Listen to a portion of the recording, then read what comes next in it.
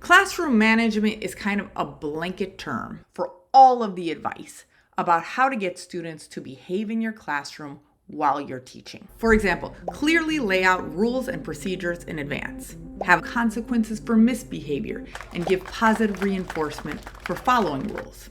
Create a classroom culture where students respect each other and want to learn, which means, among other things, planning engaging lessons. Be consistent.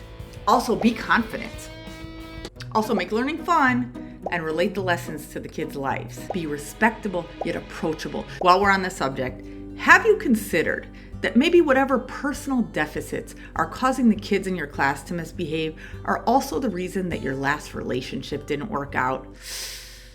Maybe this is a good time to course correct by steering as hard as you can in the opposite direction and make a new mistake that's the opposite of all the other mistakes you've been making, but somehow just as bad.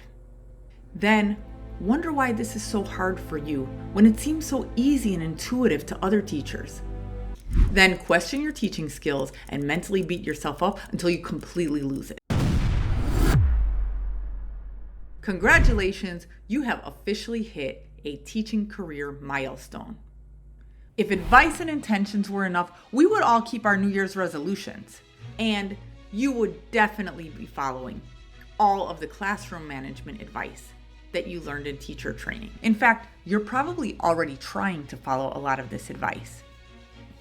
But then the students come in, and suddenly you're presented with a non-stop series of judgment calls.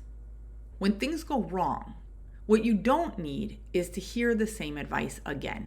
You're looking for answers to your real questions, which are, why isn't this working for me? And how can I make it work? My name is Roxana Eldon, and I just celebrated my 20th year of working with teachers to re-examine advice that's good in principle but isn't working as advertised in their classroom. I've boiled this advice down into my free classroom management troubleshooting guide, which is linked in the description underneath this video. The guide breaks down each of the 6 most common pieces of classroom management advice into 3 parts. First, why it is a solid piece of advice. Number 2, why it often breaks down in practice. And number 3, how to troubleshoot when it's not working in your classroom. I'll also be covering some of these topics in upcoming videos, so if that interests you, please feel free to subscribe and stick around, and I'll see you in the next video.